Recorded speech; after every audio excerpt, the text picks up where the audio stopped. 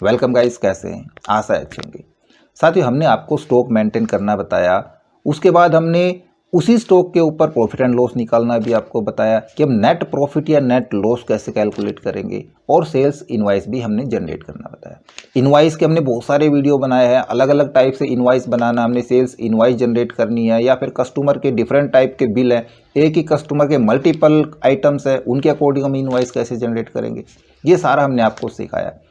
लेकिन stock maintain के अंदर भी कुछ प्रॉब्लम्स होती है, क्योंकि सभी के पास अलग प्रकार का बिजनेस होता है। किसी के पास सिंपल प्रोडक्ट्स होते हैं, कार्टून्स होते हैं, किसी के पास यूनिट्स बहुत ज़्यादा होते हैं, किसी के पास कैटेगरी अलग अलग हो जाती है। तो अब हम स्टॉक मेंटेनेंस करना सीखेंगे अलग अलग कैटेगरीज के लिए। मान लीजिए आपके पास हार्डवेयर का काम है, कंप्यूटिंग का, तो वहाँ पे प्रोसेसर होते हैं। अब प्रोसेसर की बहुत सारी कैटेगरी हैं। आई प्रोसेसर है, i7, i9, i3, राइजन के आ रहे हैं, AMD की राइजन 3, राइजन 5, राइजन 7, उसके अंदर जनरेशन अलग अलग हो जाती है। साथ में और भी पार्ट्स हैं, रैम हो गई, मदरबोर्ड हो गए, SSDs, DVD के अलग अलग कैटेगरी हो गई, कोई 250 GB की, कोई 300 GB की, कोई 500 GB, 1 TB।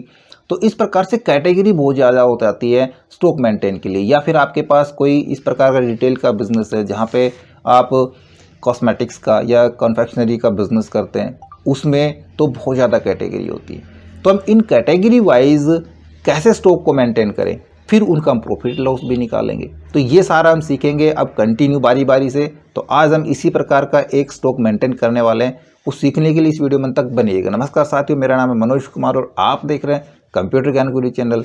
तो चलिए सीख लेते हैं। अभी यहाँ पे देखिए, मेरे पास एक सिंपल सा डैशबोर्ड है, छोटा सा डैशबोर्ड है। धीरे धीरे हम इसको और अट्रैक्टिव कर देंगे, इनवॉइस भी हम जनरेट करना बताएंगे। फिलहाल यहाँ पे हम एक छोटा सा काम करके देखते हैं। हमारे पास एक परचेज बुक है, जो भी हम आइटम परचेज कर रहे हैं वो परचेज बुक के अंदर हमारे पास यहाँ पे जुड़ रहा है, जिसमें सारी चीज़ें हैं। डेट का फॉर्मेट हमारे पास चेंज नहीं है, यहाँ से हम इसको डेट फॉर्मेट करा लेंगे। ठीक है, तो ये डेट नज़र आने लग जाएंगे यहाँ पे।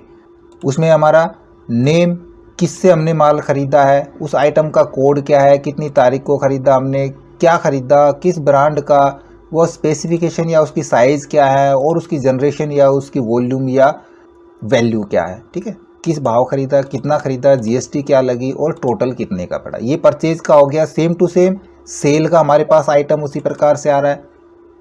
वही चीज़ें सेल के अंदर है, क्योंकि सेल में हम बेच रहे हैं, किसी दूसरे को बेचेंगे।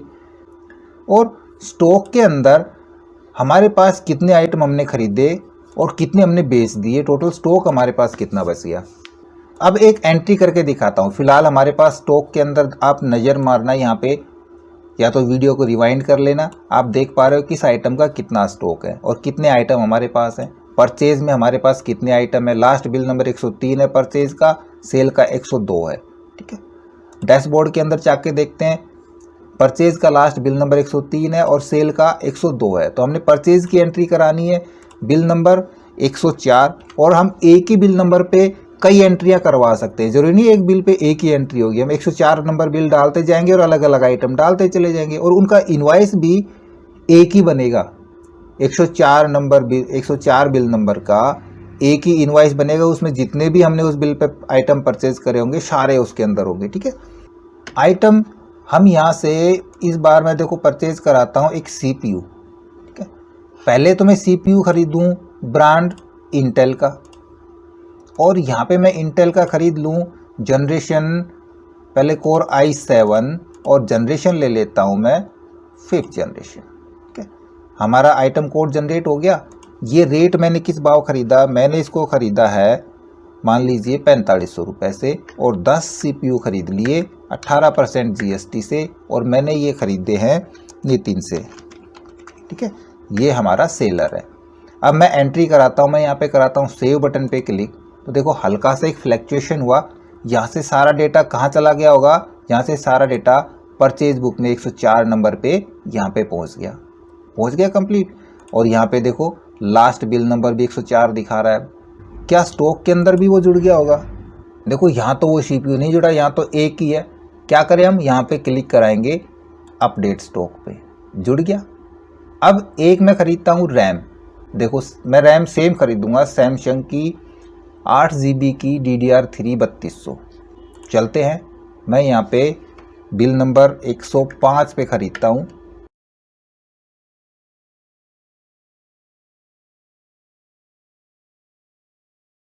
ये हरी सिंह से खरीदी है, मैं सेव कराता हूँ। होगी सेव, परचेज में आ गई। परचेज में तो स्टॉक के अंदर देखो, स्टॉक के अंदर हमारे पास अलग से कोई आइटम नहीं जुड़ा, हमारे पास यहाँ पे जुड़ गई वो। अपडेट करा के देखोगे कुछ फ़र्क नहीं पड़ेगा, क्योंकि रैम हमने सेम खरीदी है। यदि हम दूसरी क्वांटिटी या कह रहा हूँ दूसरे ब्रांड की खरीदते तो वो अलग से हमारे पास यहाँ पे एंट्री आ जाती, क्योंकि स्टॉक के अंदर हमारे पास यूनिक आइटम आने हैं कि जो भी नया आइटम हम परचेज़ कर रहे हैं स्टॉक में वो नया आइटम जुड़ेगा। यदि पुराने आइटम परचेज़ कर रहे हैं तो वहीं पे अपडेट हो जाएंगे। परचेज़ की टोटल क्वांटिटी हमारे पास रैम की 35 हो गई। देखो परचेज़ में चल के, तो परचेज़ में हमने क्या देखा, रैम हमने 20 खरीदी, फिर हमने खरीदी रैम 15, कितनी हो गई, 35 रैम हो गई ना। और स्टॉक में कितनी दिखा रहा है यहाँ पे हमने खरीदी हुई, स्टॉक में 35 ही तो है, 5 हमने बेची हुई है सेल्स के अंदर। अब 2 रैम और बेच के देखते हैं बिल नंबर 103 पे। देखो यहाँ पे बेचना है तो हम करेंगे सेल पे क्लिक। सेल्स में लास्ट बिल नंबर क्या है, 102, तो हम 103 बिल पे बेच सकते हैं उसको, है ना। एक बार मैं रैम को ही बेचता हूँ, कौन सी, सैमसंग की बेचते हैं हमने, और तो ख़रीदी नहीं है कोई, और 8 GB की रैम ही बेचेंगे। और शायद वो हमने DDR3 3200 की ख़रीदी हुई है, तो DDR3 3200 हम बेच देंगे, DDR3 3200। अब जैसे हम ये बेच रहे हैं और मान लीजिए हमारे पास स्टॉक में नहीं है, तो हमारे पास यहाँ पे अलर्ट भी आ जाए कि ये चीज़ स्टॉक में नहीं है, तो हम बेच भी नहीं सकते। कब, जैसे हमने चुन तो लिया, यहाँ पे हम रेट उसका डालते हैं, और जैसे ही क्वांटिटी डालूँ मैंने 2 क्वांटिटी डाली, यदि 2 स्टॉक में है तो यहाँ पे सही रहेगा। और यदि जैसे हम यहाँ पे आगे चलेंगे तो ये रेड अलर्ट दे दे कि आपके पास तो ये क्वांटिटी नहीं है, ठीक है ना। तो इस प्रकार का ये कंप्लीट हम सॉफ्टवेयर जनरेट करेंगे। तो ये दिनेश को मैं यहाँ पे बेचता हूँ, सेव करा देंगे, तो ये एंट्री हमारी कहाँ चली जाएगी, ये एंट्री सेल के अंदर चली जाएगी, है ना। बाकी का फॉर्मेट हमने चेंज नहीं किया था, फॉर्मेट हम चेंज करा लेंगे, जो भी हमने इसका साइज़ रखा ना वो साइज़ रख लेंगे। तो 103 नंबर एंट्री हो गई, 2 हमने बेच दी। यहाँ पे देखो 103 नंबर लास्ट बिल है, स्टॉक के अंदर हमने 2 बेची है, दिखा रहा है स्टॉक के अंदर कहीं पे, हमने रैम बेची है स्टॉक के अंदर 2, 7 हो गई। देखो पहले 5 थी ना, 7 हो गई। तो ये सारा बिल्कुल आराम से और शुरू से सीखते हैं, तो इस वीडियो को बिल्कुल भी स्किप मत कराना, ओके। तो देखिए, यदि आपने हमारा पहले वाला वीडियो देखा है स्टॉक मेंटेन का, तो आपको ध्यान होगा हमने ऐसा ही डैशबोर्ड बनाया था, और ऐसा ही नहीं बल्कि यही डैशबोर्ड बनाया था, लेकिन इसमें मैंने चेंज कर दिया है। उसमें सिर्फ हमारे पास कम आइटम्स थे, कम फील्ड थी, तो मैंने कम लिया था। यहाँ पे हम ज़्यादा फील्ड लेंगे। और ये डिज़ाइन किस प्रकार से करना है, आप अपने अकॉर्डिंग डिज़ाइन कर सकते हैं। मैंने सिंपली यहाँ पे कुछ सेल लिए जिनके अंदर मैंने उनके नाम्स लिखने हैं आइटम्स के, कौन कौन से आइटम की हमने एंट्री करानी है। एंट्री किस प्रकार की करानी है, हम कोई भी प्रोडक्ट परचेज कर रहे हैं, देखो जब हम सेल परचेज का काम करते हैं तो हमको परचेज तो करना पड़ेगा, है ना। तो परचेज जो भी किया हमने वो बिल वाइज हम एंट्री कर लेंगे परचेज बुक के अंदर। परचेज पे सेलेक्ट रखेंगे, एंट्री करेंगे, सेव करा देंगे, तो डेटा हमारा कहाँ चला जाएगा, ये नीचे जो परचेज बुक देख रहे हो आप, यहाँ पे परचेज बुक के अंदर हमारा सारा डेटा सेव हो जाएगा। यहाँ से मैं इनको पहले डिलीट कराता हूँ। कंप्लीट सेव हो गया। और फिर जैसे ही हम उसमें से बेच रहे हैं कुछ क्वांटिटी, तो हम यहाँ पे सेल की एंट्री करेंगे, और जैसे ही सेव करेंगे तो डेटा हमारा सेल बुक में जाके सेव होगा। कितना बिक गया, कितना बचा हुआ है, वो सारा हमारा यहाँ पे स्टॉक में दिखाएगा। अब देखिए स्टॉक के अंदर मैं दिखाता हूँ मेरे पास आइटम्स। देखो यहाँ पे आप देख रहे हो CPU इंटेल के हमारे पास i3 के, देखो फर्स्ट सेकंड थर्ड अलग अलग जनरेशन्स हैं। आप देखते चले जाओगे i5 i7 की उतनी जनरेशन्स हो गई। फिर AMD के प्रोसेसर आ गए, उनकी बहुत सारी जनरेशन्स हैं, बहुत ज़्यादा जनरेशन्स हैं। इसी प्रकार हम आगे देखेंगे, हमारे पास कुछ रैम है जिसमें अलग अलग कंपनियों की अलग अलग साइज़ की रैम हमारे पास है ना। बहुत सारी कंपनियां मैंने ली हैं। बोर्ड है, मदरबोर्ड कौन कौन सी कंपनी के हैं, कितने मदरबोर्ड हो गए, बहुत सारी वैरायटी, यानी कि कैटेगरी बहुत ज़्यादा हो जाती है ऐसे में, है ना। बहुत सारे आइटम हो सकते हैं आपके पास। तो यदि आपके पास सारी कैटेगरी है, लिस्ट है, तो आप स्टॉक में इस प्रकार से लिस्ट बना के उसकी रख सकते हैं कि हमारे पास कौन कौन सी चीज़ें हैं। और यदि काम ये मेहनत का लगता है, आप नहीं रखना चाह रहे हैं, तो देखो एक बात मैं आपको बता दूं कि यदि आपके पास पहले बिजनेस है और बाद में स्टॉक मेंटेन बना रहे हैं, तो जो आपके पास स्टॉक में रखा है सामान वो तो देखो आपने एंटर करना पड़ेगा।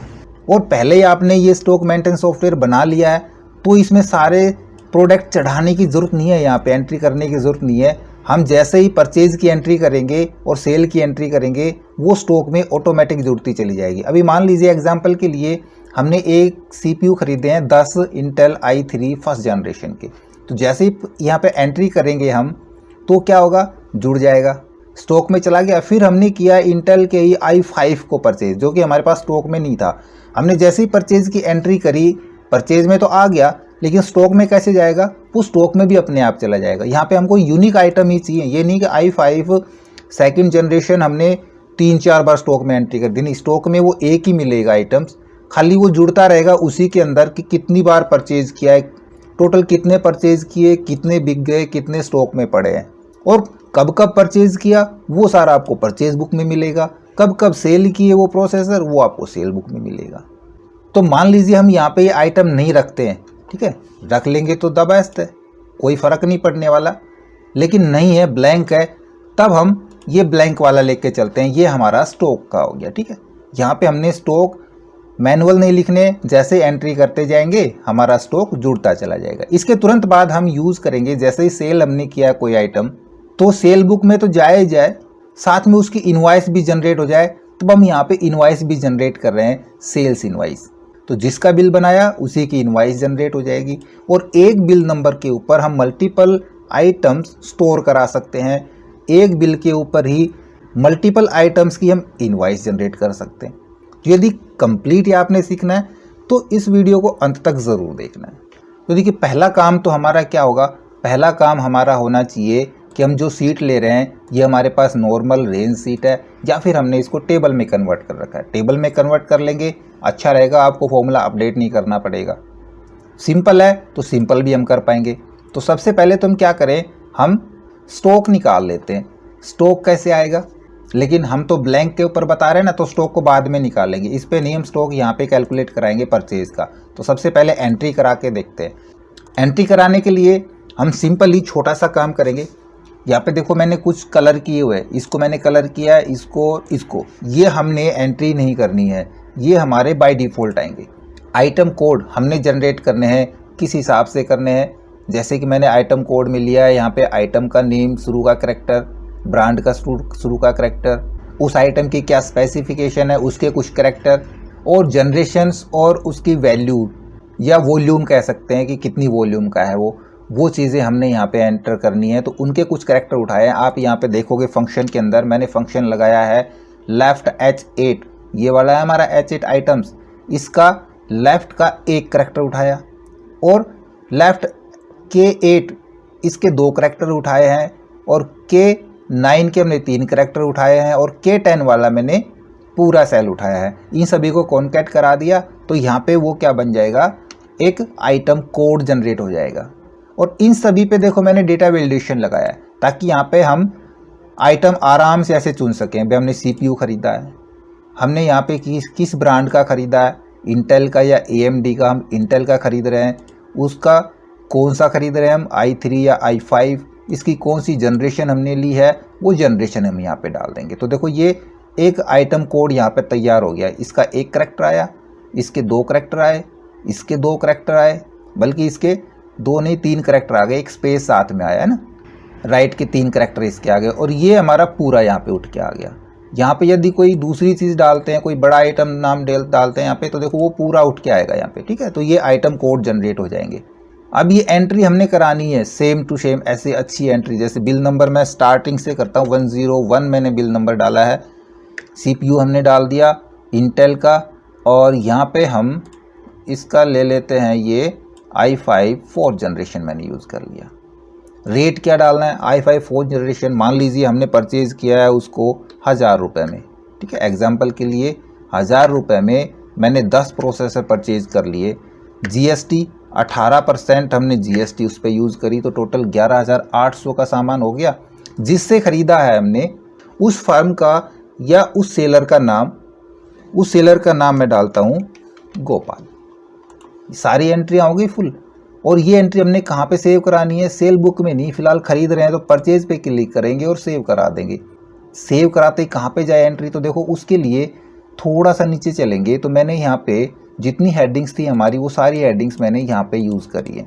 तो एक बार ये सारे चीज़ें हम यहाँ पे उठा लें सिंपल इक्वल साइन के साथ। तो यहाँ पे मैं कराता हूँ इक्वल साइन, बल्कि एक बार इसको थोड़ा सा ऊपर रख लें कुछ देर के लिए, कुछ रो मैं यहाँ से डिलीट करा देता हूँ तो ये नज़दीक सा हो जाएगा थोड़ा।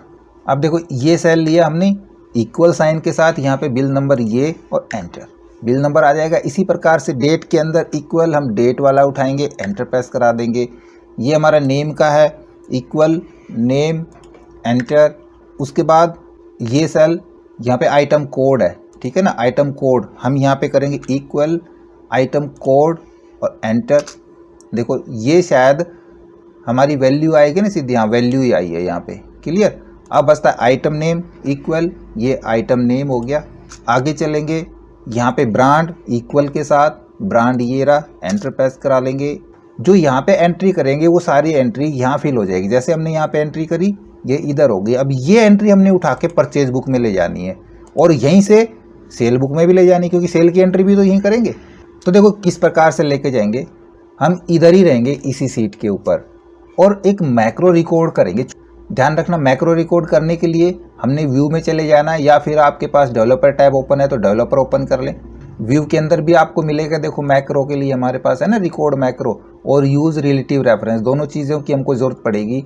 या फिर आपके पास डेवलपर है और यदि नहीं है तो हम कैसे लेंगे, हम सीधा यहीं से ओपन करा लेते हैं और करेंगे हम यहाँ पे मोर कमांड्स पे क्लिक। मोर कमांड्स के ऊपर यहाँ पे जाएंगे हम कस्टमाइज रिबन के ऊपर और देखो यहाँ आपको मिल रहा है डेवलपर, है ना। इधर से हम चेक करा के और ओके करा लेंगे तो डेवलपर भी आ जाएगा। यहाँ से हम डेवलपर में देखो यहाँ भी मिल रहा है हमारे पास macro, record macro, use relative reference, यहाँ से भी यूज़ कर सकते हैं। तो सीधा सीधा मैक्रो पे क्लिक कराएंगे और इस मैक्रो का कोई भी एक नाम दे दें। मैं इसका नाम दे देता हूँ सेव, ठीक है, क्योंकि ये हमारा सेव बटन पे जाना चाहिए और ओके करा देता हूँ। तो हमारा एक मैक्रो रिकॉर्ड होना शुरू हो गया। हमने क्या करना है मैक्रो के अंदर, हमने इस डेटा को वहाँ पे पेस्ट कराना है। तब इस डेटा को हम इस प्रकार से पूरे डेटा को सेलेक्ट कराएंगे, करेंगे कंट्रोल सी अपने कीबोर्ड से, परचेज बुक के अंदर जाएंगे और यहाँ पे बिल नंबर से इस वाले कॉलम से पेस्ट करना शुरू करना है ना, तो एक इसी कॉलम में नीचे लास्ट में कहीं भी क्लिक करा दें, ठीक है। और यहाँ से हम अपने कीबोर्ड से करेंगे कंट्रोल के साथ अप एरो, तो ये लास्ट फिल सेल पकड़ लेगा। अब इसके बाद आपने यूज रिलेटिव रेफरेंस ऑन कराना है और एक स्टेप एरो की से डाउन आ जाना है, बस इसको हम रोक देंगे। इधर राइट क्लिक यूज़ करेंगे और करेंगे पेस्ट स्पेशल, बिल्कुल सिंपल स्टेप बता रहा हूँ, और वैल्यूज़ पे क्लिक करा के ओके कर देंगे। वो पूरा डेटा यहाँ पे फिल हो गया। अब साथ में इसकी कोई फॉर्मेटिंग भी करना चाह रहे हैं तो फॉर्मेटिंग भी कर सकते हैं। हम इसी को सेलेक्ट रहने देंगे, यहीं की यहीं होम में जाएंगे और इसका हम बॉर्डर क्रिएट करा देते हैं। बॉर्डर भी हो गया और कहीं भी माउस को छोड़ देंगे। यहाँ पे आ गया माउस। अब वापस से हमने डैशबोर्ड पे चलना है। वापस डैशबोर्ड पे आ गए। हमने क्या करना है, यहाँ से हमने यहाँ से एक, दूसरा ये 2, एक ये 3, एक 4, एक 5, 6, 7, 8 और एक ये 9, ये 9 सेल, ये जो हमारे कलर थे ना ये नहीं डिलीट करने हैं, क्योंकि इन सभी में फॉर्मूला लगा हुआ है। इन सभी को सेलेक्ट करेंगे और डिलीट कर देंगे। तो देखो हमारे बाकी के सेल रह गए ऐसे कैसे, और पहले वाले सेल में कर्सर को छोड़ देंगे।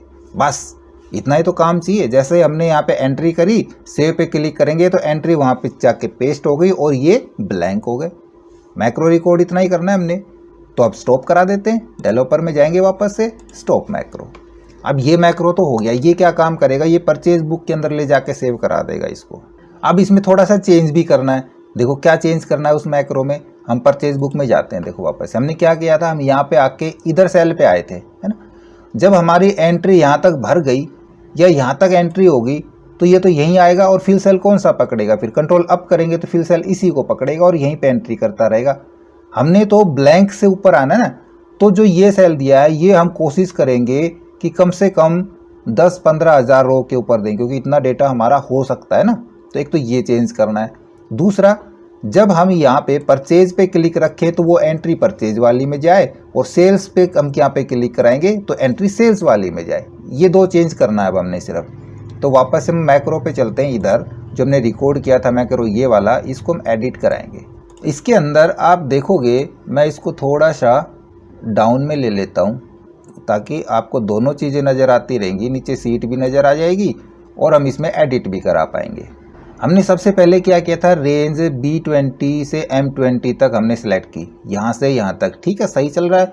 फिर कॉपी हुआ और परचेज बुक में गए, B14 को हमने सेलेक्ट किया और वहाँ पे हमने इसको पेस्ट कराया था, है ना, ऊपर आए थे ना selection dot and Excel up. तो जो B14 पर हमने क्लिक किया था इसको बढ़ा देंगे कि ये ब्लैंक सेल हमारा B14 नहीं, कम से कम हमारा 5000 पे हम करा लेते हैं। ज़्यादा डेटा हो सकता है, आप ज़्यादा भी करा सकते हैं। यहाँ पे 10 लाख तक रो है, तो आप जितना यहाँ पे डालना चाहें सीट्स के अंदर डाल सकते हैं। तो ये ऑटोमेटिक उस सेल में आएगा और बारी बारी से इसको पेस्ट कराता रहेगा। ये काम तो क्लियर। दूसरा काम देखो हमने क्या कराना है, अब हमने सेम मैक्रो सेल्स बुक पे भी चलाना है। तो इधर हम एक लाइन लिखेंगे छोटी सी, इस कमेंट को मैं हटा के इधर आता हूँ। यहाँ पे हम एक इफ़ की स्टेटमेंट देंगे कि यदि रेंज, कौन सी रेंज, देखो यहाँ पे ये वाली रेंज H2, इसमें यदि परचेज लिखा है तो मैं यहाँ पे करूँगा H2 equal to purchase, then क्या हो, यदि यहाँ पे परचेज लिखा हो तो ये मैक्रो चल जाए। देखो यहाँ पे परचेज की स्पेलिंग चेक कर ले, सही है, PURCHASE, स्पेलिंग मिस्टेक नहीं होनी चाहिए। यदि यहाँ पे परचेज लिखा हो H2 के अंदर तो ये मैक्रो चल जाए, अदरवाइज हम लास्ट में जाएंगे, एक बार नीचे पहुँचते हैं, इसको विंडोज़ को बढ़ाना पड़ेगा एंड सब नीचे पहुँच गए ना, इससे पहले एल्स, वरना क्या हो जाए, वरना ये मैक्रो फिर से चले, इसको थोड़ा सा गैप में दे देते हैं, ये पूरा मैक्रो फिर से चले, ये यहाँ से Ctrl+C कॉपी करा के और इधर नीचे आके फिर से पेस्ट करा देंगे, Ctrl+V, फिर से चले, लेकिन इस बार ये परचेज बुक में ना जाए, इस बार ये कहाँ पे जाए, इस बार ये सेल्स बुक में चला जाए। तो यहाँ पे हम करेंगे सेल बुक, ठीक है, दूसरी वाली सीट का नाम दे देंगे, सेल बुक में चला जाएगा और सेम वो काम होना शुरू हो जाएगा जो हमारा परचेज बुक के अंदर हुआ था, बस। और आखिरी में आके यहाँ पे हम करेंगे एंड इफ, हो गया काम, बस। अब इसको एक बार क्लोज करा देते हैं और मैक्रो को एक बार रन करा के देखते हैं। उस मैक्रो को हम इस बटन पे ही असाइन कर लें, यहाँ पे राइट क्लिक यूज़ करेंगे और चले जाएंगे यहाँ पे हम असाइन मैक्रो पे, और यहाँ से वो मैक्रो ये रहा सेव का, और इसको हम कर देंगे यहाँ पे ओके। तो मैक्रो यहाँ पे क्लिक करते ही वो ऑटोमेटिक रन कर जाएगा। अब देखो हमने लास्ट बिल नंबर क्या एंटर किया हमको नहीं पता, देखो यहाँ पे है ना 101 किया है, हम 101 में ही दूसरी एंट्री कर लेते हैं। हमको ये भी पता रहे कि लास्ट बिल नंबर कौन सा एंटर हुआ है, तो यहाँ पे दिखाता भी रहे, है ना, परचेज बुक में लास्ट बिल नंबर कौन सा है और सेल बुक में कौन सा है, तो ये भी हम ही करेंगे अभी। तो लास्ट तक देखते रहें। तो हम यहाँ पे फिर से एक आइटम और हम 101 बिल में ही जोड़ते हैं। इसमें हम इस बार जोड़ते हैं एक रैम, हमने रैम खरीदी है 500 से 20 रैम खरीदी है, 18% GST, और ब्रांड किसका ख़रीदा था, ये हमने सैमसंग की रैम खरीदी थी। कितनी, हमने ये सैमसंग की रैम 8 GB के अकॉर्डिंग ख़रीदी है, और कितने मेगाहर्ट्ज़ की, मेगाहर्ट्ज़ भी आपको यहाँ पे मिलेंगे। पहले तो DDR3 या DDR4 मेगाहर्ट्ज़, ये रहे आपकी दोनों चीज़ें क्लियर होगी। किससे ख़रीदा हमने, ये भी भाई हमने गोपाल से ही ख़रीदा है, ठीक है, नाम थोड़ा सा हम कैपिटल में डाल देते हैं, गोपाल। हो गया काम, देखो सारी चीज़ें इधर आ गई। अब खाली हमने सेव बटन पे क्लिक कराना है। जैसे मैं सेव पे क्लिक कराऊंगा एक एरर आई मैक्रो के अंदर, सब फंक्शन नोट डिफाइन, हमने एक फंक्शन डिफाइन नहीं किया है यहाँ पे, ये हमारा एल्स की स्पेलिंग मिस्टेक थी, क्लियर। इसको मैं अब वापस से मिनिमाइज़ करा देता हूँ, यहाँ पे चलते हैं और फिर से हम करेंगे सेव वाले पे क्लिक। देखो एक ही झटके में क्या देखा आपने, यहाँ से सब कुछ क्लियर हो गया ना, क्लियर हो गया। क्या वो एंट्री हो गई होगी, चलो देखते हैं, परचेज बुक में चलते हैं वापस से। देखो दूसरी एंट्री 101 बिल नंबर की यहाँ पे रेडी हो गई है। अब एंट्री यहाँ तो हो गई परचेज में, क्या सेल की भी हो सकती है। तो हमने जो रैम खरीदी है, हम कुछ रैम बेच के देखते हैं। हम वापस से चलते हैं और इधर हम इसका करेंगे बिल नंबर 101, क्योंकि वहाँ भी स्टार्टिंग ही कर रहे हैं। आइटम हम रैम ही बेच के देखते हैं, कितनी रैम बेच के देखें, हम 600 के हिसाब से 5 रैम बेच देते हैं, GST 18% लेंगे। और कौन सी रैम खरीदी थी हमने, वही रैम बेचेंगे, कोई दूसरी थोड़ी बेचेंगे। सैमसंग की रैम खरीदी थी और हमने DDR3 खरीदी थी, 8 GB की DDR3 रैम। आप मैनुअल भी लिख सकते हैं, यहाँ पे मैनुअल भी एंट्री हो जाएंगी।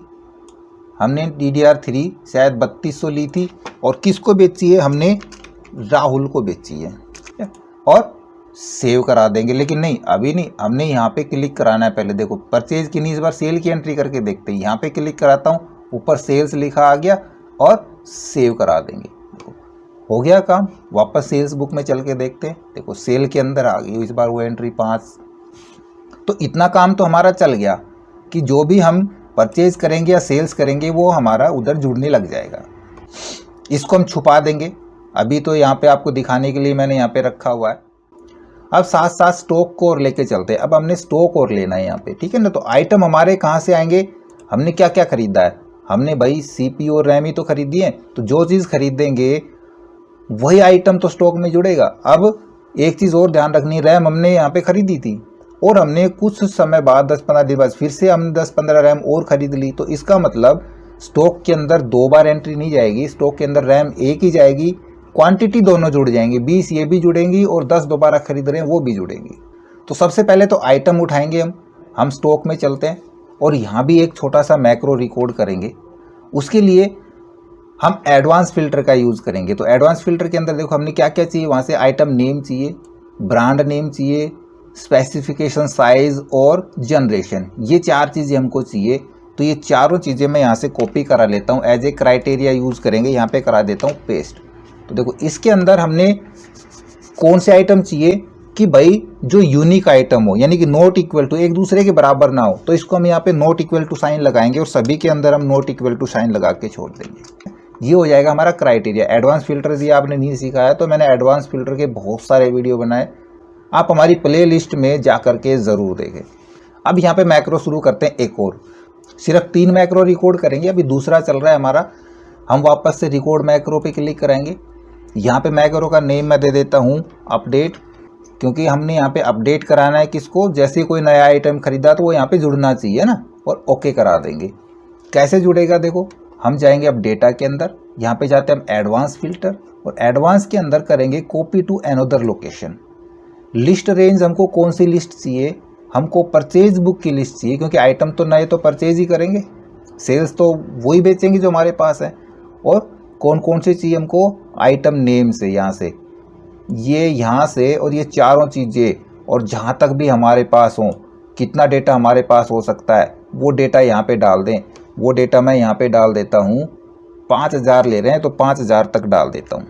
क्लियर, 5000 रो तक जो भी आएगा डेटा वो आइटम जुड़ते चले जाएंगे और वहाँ पे आता चला जाएगा। कहाँ पे, क्राइटेरिया लेंगे, यहाँ से हम क्राइटेरिया ये वाला यूज़ करेंगे। इन सभी को इस प्रकार से हम क्राइटेरिया दे देंगे। और कहाँ पे पेस्ट कराना है, कॉपी टू हमने आइटम्स नेम, यहाँ से यहाँ तक, इन चारों जगह पे चाहिए हमको, क्योंकि आइटम भी चाहिए, ब्रांड भी, उसकी स्पेसिफिकेशन भी, जनरेशन वगैरह सारी चीज़ें तो चाहिए ना, सारी चीज़ें अपडेट होंगी। और यूनिक आइटम्स पे यूनिक रिकॉर्ड क्लिक कराएंगे और ओके करा देंगे। तो देखो यहाँ पे हमने 2 ही तो आइटम खरीदे थे, CPU और रैम, दोनों चीज़ें यहाँ पे आ गई।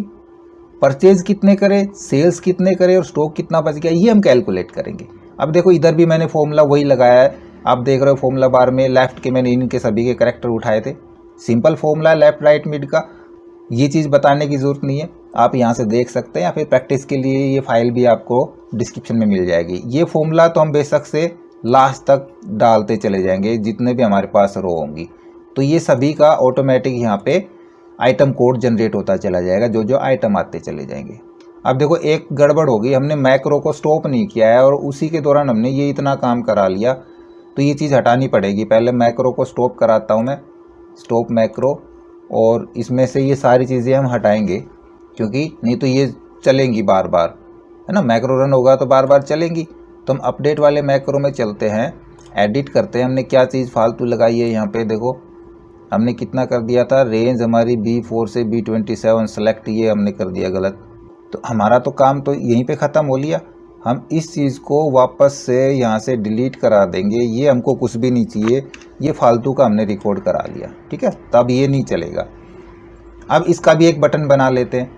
जैसे सेल का हमने सेव का बना रखा था, ऐसे इंसर्ट में से कोई भी एक सेव इंसर्ट कराएंगे और इसका भी बटन क्रिएट कर देंगे, जिसके ऊपर हम लिख देंगे अपडेट स्टॉक, और इसको आराम से हम थोड़ा सा फॉर्मेट करा लेते हैं।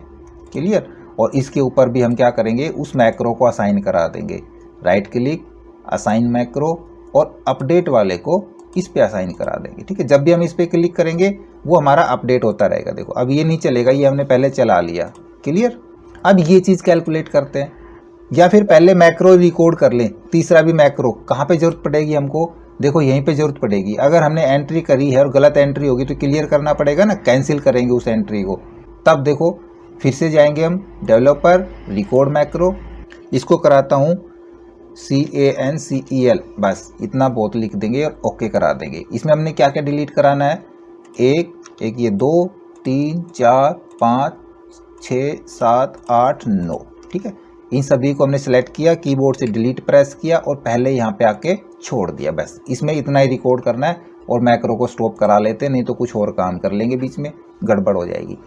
अब इसके ऊपर हम जाएंगे, राइट क्लिक यूज़ करेंगे, असाइन मैक्रो, और इसके अंदर हम कैंसिल वाला मैक्रो ओके करा देंगे। क्लियर। अब देखो यहाँ पे हम जो भी काम करते हैं, मैं यहाँ पे कुछ भी टाइप कराता हूँ, वैसे यहाँ पे ये आइटम लेगा नहीं क्योंकि यहाँ पे डेटा वैलिडेशन लगाया हुआ है, इधर ले लेगा जो भी हम डालेंगे।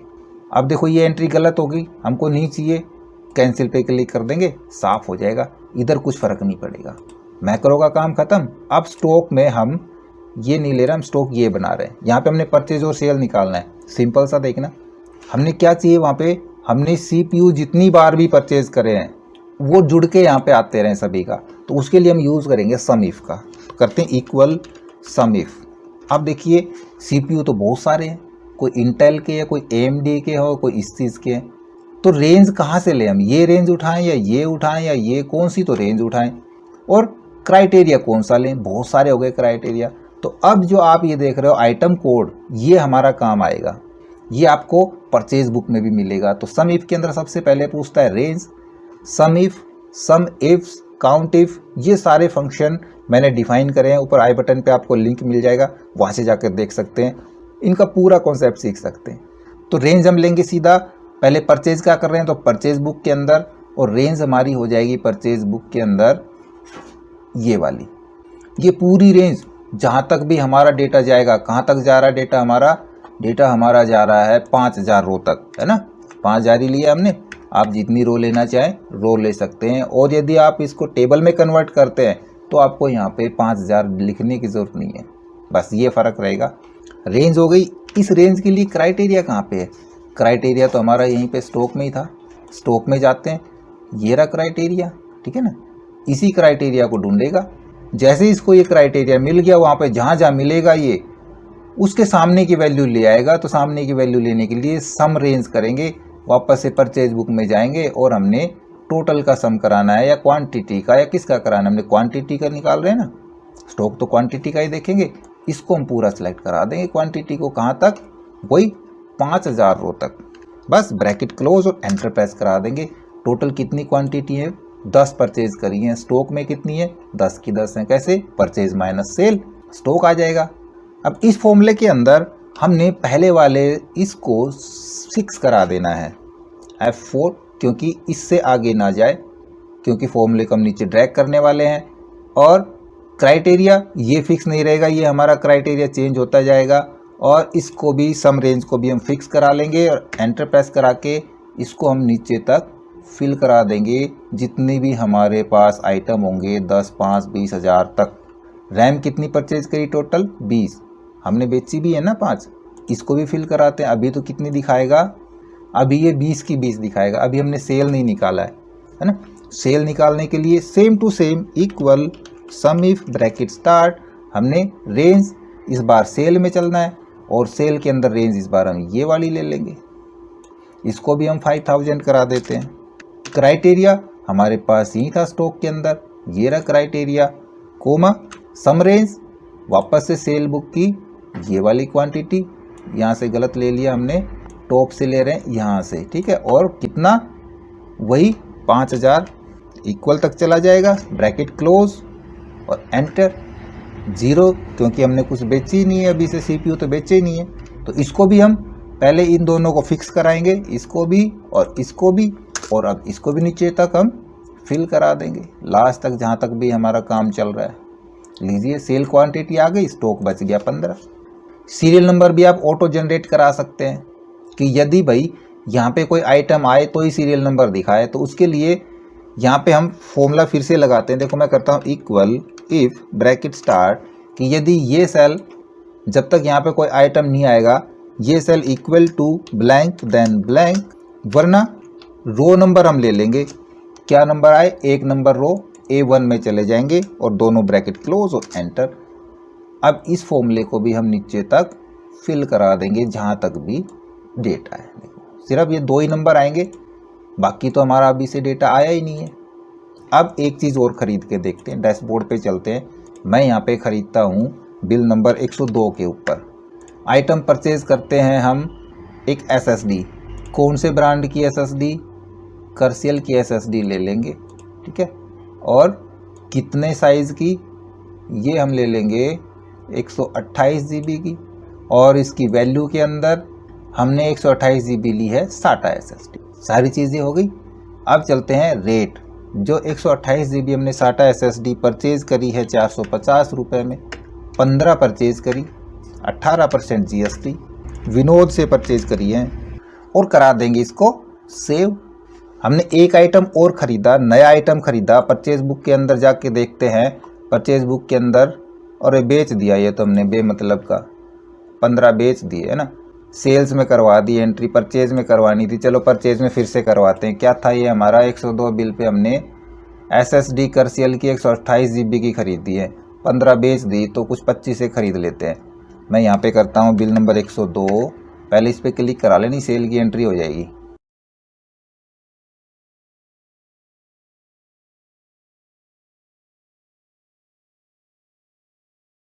ठीक है, जितेंद्र से हमने खरीदी है, परचेज के अंदर इसको हम एंट्री करा देते हैं। देखो अब परचेज के अंदर ये जुड़ गई हमारे पास एक SSD, और बिक भी गई SSD। स्टॉक में देखोगे तो यहाँ पे नहीं जुड़ी है SSD, तो उसके लिए क्या करेंगे हम, अब यहाँ पे अपडेट पे क्लिक कराएंगे। इधर जैसे हमने क्लिक कराया, देखो SSD यहाँ पे आके जुड़ गई, सीरियल नंबर ही अपने आप जनरेट हो गया, और 30 खरीदी, 15 बिक गई, 15 बच गई। अब एक चीज़ देखना, मैं यहाँ पे ये SSD और ख़रीदता हूँ, 30 है अभी, 30 खरीदी थी, 15 है ना स्टॉक में, फिर से एक एंट्री कराता हूँ। हम सीधा डैशबोर्ड पे चलेंगे, यहाँ पे मैं बिल नंबर 103, आइटम वही SSD, और रेट 300 से, क्वांटिटी 20 और ख़रीद लेते हैं, GST 18% हो गया, ब्रांड कर्सियल ब्रांड था मेरे ख्याल से, और साइज़ 128 GB था, और जनरेशन या वैल्यू थी उसकी SATA, ठीक है। और इस बार हम इसको ख़रीद रहे हैं, जितेंद्र से ही ख़रीद लेते हैं, ठीक है, क्योंकि यही हमको CD प्रोवाइड करवाता है, सेव करवा देंगे। देखो हमने और ख़रीदी, परचेज के अंदर देखो हमारे पास जितेंद्र से 2 बार हमने ये SSD खरीदी है ना, एक बार 30, एक बार 20, तो स्टॉक के अंदर ये अलग से नहीं बढ़ेगा, देखो इसी के अंदर जुड़ जाएगा। आप अपडेट करा लोगे तो कोई फ़र्क नहीं पड़ेगा, SSD सेम ब्रांड की यही रहेगी। यदि हम SSD कोई दूसरे ब्रांड की ले रहे हैं तो नया आइटम जुड़ जाएगा, या SSD कोई दूसरे साइज़ की ले रहे हैं तो दूसरा आइटम जुड़ जाएगा। अगर सेम चीज़ हम दोबारा से परचेज़ करते हैं या तीसरी बार परचेज़ करते हैं तो परचेज क्वांटिटी यहीं बढ़ेगी, सेल क्वांटिटी भी यहीं बढ़ेगी, स्टॉक भी इसी का दिखाएगा।